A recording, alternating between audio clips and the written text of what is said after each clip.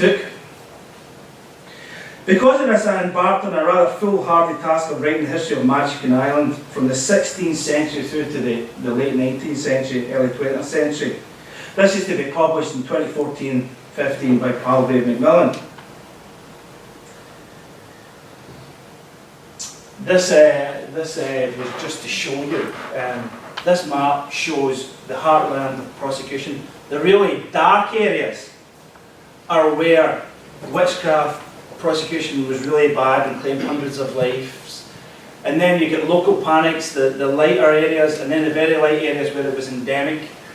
And you can see in Scotland it was really bad in the area I come from, central Scotland. And you can see there, that's the activities in 1645-6 of the Witchfinder General, Matthew Hopkins. Look at Ireland. It suggests that there was no witchcraft at all. Poland's the same, but we know there was loads of witchcraft in Poland. Somebody just hasn't written the book yet. So while collecting primary sources for the handful of witchcraft trials in Ireland, I came across the case of the Islandmagee witches. This had not yet, to my surprise, received a proper historical treatment, despite being very well cared for in terms of surviving historical records. The public response to a press release about the 300-year anniversary of the trial convinced me to put aside the big book and write this one, quite frankly. If this was England, this would have been written 20 years ago. There'd be 4 books on it. Lancaster Witchcraft Trial, 1612, has got far less sources and there's 4 books on it, and plays and you name it. So what was I trying to do in this book? Well, I was trying to tell the story of the Islandmagee witches. I was trying to not only, put it in historical context, but actually give the narrative and try as much as I can to bring these people back to life as much as I could and to tell their story. But also I wanted to explain why it came about in a period of general decline in European witchcraft trials. In a country where witchcraft belief may have been present, but very few convictions were made under the Irish Witchcraft Statute, which you've heard was taken away in 1821 but was enacted in 1586. I wanted to make it readable and accessible, but grounded in documents from the period and the latest historical scholarship on witchcraft. In the book I suggest that the Islandmagee witches were accused of a very British form of witchcraft involving demonic possession. While other parts of Europe tended to blame possession on the direct intervention of the devil, in England from 1580 and in Scotland and colonial America from the 1690s, demonic possession tended to be blamed on the activities of witches. You see direct demonic possession in horror movies, The Exorcist. That's where the devil or the demons get into the person and control their actions. Whereas in this reading that I'm talking about, the British reading, witches use magical signs and charms to summon up demons to enter the bodies of their victims and control their actions and their speech. Also make the point that belief in malfait, demonic witchcraft was strong in Ulster, and that although accusation was probably relatively commonplace, the arbitration skill of Presbyterian ministers and local magistrates ensured they were not transformed into prosecutions. In short, the Islandmagee case was an anomaly, and that a number of things came together in a catastrophic mix that overturned the normal operation of checks and balances that stop witchcraft trials. A believable witness in the form of Mary Dunbar, believable witches with reputations for witchcraft who did not fit the accepted model of good, sober, hard-working mothers, daughters or wives, and a Presbyterian community in moral and metaphysical crisis due to wholesale immigration in the 1690s and the 1700s, religious persecution at the hands of the Anglican Protestant ascendancy, and the intense fear of the devil and witchcraft they brought with them from Scotland, which, as you've seen, was one of the worst places in early modern Europe for witch hunting. Only Germany and parts of France top it, and Sweden in the late 17th century. Oh, and there's one in Poland as well. Okay, I'm going to tell you the story of the Islandmagee witches. You can read it for yourself, and I'll do a wee couple of readings from the book and then then we're finished. And then what we'll do is you can ask us some questions. Well, we'll have a wee breather, and then you can ask us for questions. So, in the rural peninsula of Islandmagee, County Antrim, this is a map from 1682.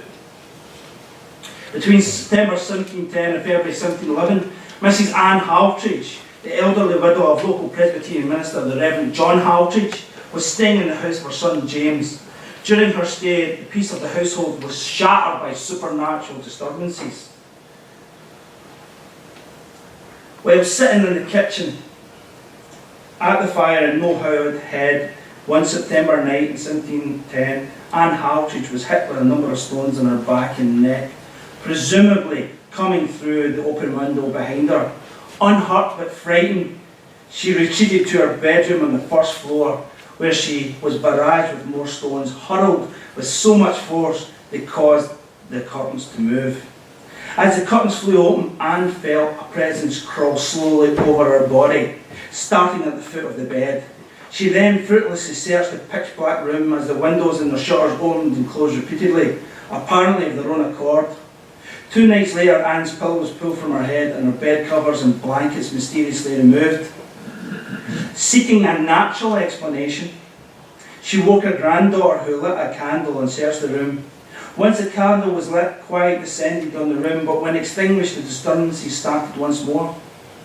As night was even then widely believed to belong to supernatural entities such as ghosts, Anne must have come to the conclusion that what she was dealing with was not of this world. On the 21st of February 1711, Anne died of inexplicable stabbing pains in her back. Almost immediately, the local Presbyterian Scots community, which was 300 people strong, attributed the incident to witchcraft, albeit of an undetermined source. 6 days after Anne was buried, James Harsh's sister, along with her cousin Mary Dunbar, arrived from Castlereagh, County Antrim, to keep her sister-in-law company while her husband was in Dublin. Shortly after their arrival, supernatural disturbances began to shake the Hartridge household once more, and Dunbar, a good-looking, educated gentlewoman of 18, happened upon the method of old Hartridge's bewitchment, image magic in the form of an apron tied with 5 knots and containing the dead woman's bonnet.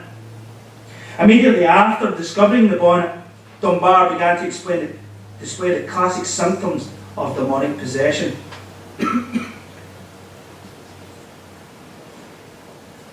That night, 2nd of March, Dunbar fell into alternate catatonic and convulsive fits, during which she complained of being pricked with pins and felt a burning heat at her breast, as if she were a roasting. As on previous days, she was attacked by the spectres of the accused women, who brought with them, I quote, a heavy sulphurous smell, so strong it caused a woman in the neighbourhood to faint. Dunbar, thirsty from her exertion of fits and trances, drank a glass of water, but when asked if she would like anything else to drink or eat, I quote, her throat contracted and her teeth set and appeared in danger of being choked. Unable to speak, she clasped her throat and kicked her legs, I quote, as if she had been in the pangs of one strangling. In the early modern period, it was widely believed that the possession of a body cut off the body from all sensation, a state revealed by being ice cold to the touch, having tightly clenched jaws, or the onset of temporary blindness. This closure of the body from the outside world was reinforced by the inability or the refusal to eat. The case took another turn in early March 1711, when Dunbar accused 8 women from Islandmagee and the surrounding areas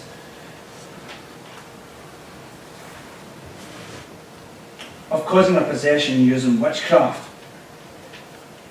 It was largely on the strength of Dunbar's spectral evidence that the women were arrested and imprisoned in Carrickfergus County Jail. However, Dunbar's fits continued, with vomiting spells continued up until the day of the trial. Only when the suspects were clamped in iron bolts by their jailers in Carrickfergus County Jail did Dunbar's condition improve. So the question remains then, why did Dunbar accuse these 8 women of her possession. And here you have it, or part of it anyway. And this section is called faking it, so there you go, there's the answer, you know, or part of the answer. It's more complicated than that, but I haven't the time, you can read the book. Apart from illness or disease, another feasible explanation for Dunbar's condition was that she deliberately faked or simulated some of or all of her symptoms of possession. If indeed she was a fraud, she was among good company, because by the early 18th century numerous such cases had been detected and well publicised in both England and Scotland. In 1574 in London, two young girls, Agnes Briggs and Rachel Pinder, simulated possession, then accused a local woman of their bewitchment. In 1605-6, the scepticism of James I, the King of England, Scotland and Ireland, towards the possession of 19-year-old gentlewoman Anne Gunter was instrumental in her being exposed as a fraud and later prosecuted, along with her father Brian, who concocted the whole thing, for making a false accusation of witchcraft. This was a major change in direction from the monarch, who had previously written a book about the danger of witchcraft in the 1590s and initiated a major witch hunt there in Scotland. In Bilston, Staffordshire, in 1620, the 12-year-old son of a tenant farmer, William Perry, accused the elderly Joan Cock of causing his possession by cursing him after they had an argument on his return home from school. Cock was duly tried for Perry's bewitchment, but found not guilty. Perry was then placed under the supervision of Thomas Morton, Bishop of Coventry and Lichfield, who soon came to the conclusion the boy had counterfeited his possession under the tutelage of a mysterious Catholic priest. Perry had initially told physicians that his black-coloured urine was an indicator of the presence of demons, but surveillance conducted by the bishop's servants revealed he had added black ink to his chamber pot after he had urinated in it.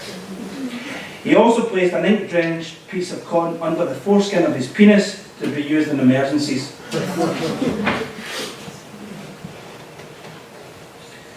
The Islandmagee witches, and they're all described in as much detail as I could, and in far more detail than a lot of accused witches are in England and Scotland. They were tried on the 31st of March 1711 at Carrickfergus Assizes. There was no prosecuting attorney present, no defence attorney, and the evidence from the prosecution came from a mixture of local clerical and lay elites, the cream of North Antrim Presbyterian society, including 4 clergymen. The trial lasted 8 hours, and although the accused pleaded not guilty, the jury returned a guilty verdict. The 8 women were sentenced to a year's imprisonment and 4 appearances in the pillory.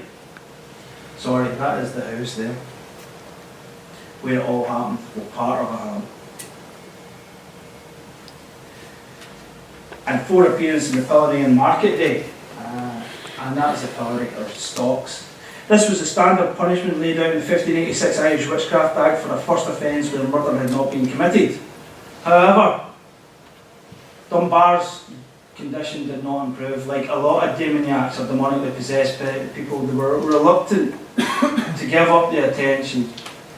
They moved from marginality in families and communities to the centre, and so they often relapsed, and Dunbar was no exception. And she accused one last person of witchcraft, William Seller, who was the husband, and he was also the father of one of the other convicted witches.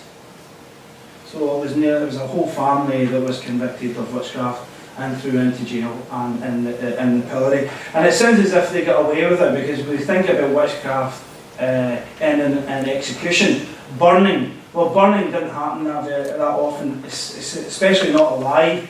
In England, it was they were hanged. In Scotland, they were strangled by hand and then burnt. But put in a jail in this period was no laughing matter, because jails weren't built for places of punishment or confinement. They were only there as holding pens for people on remand for felonies. So you had to feed yourself, and disease was rife. Also, being pelted in market day, you had to stand there for 8 hours like that, being pelted, and apparently, according to folklore, one of them lost an eye. No laughing matter when 3 of the witches only had 1 eye.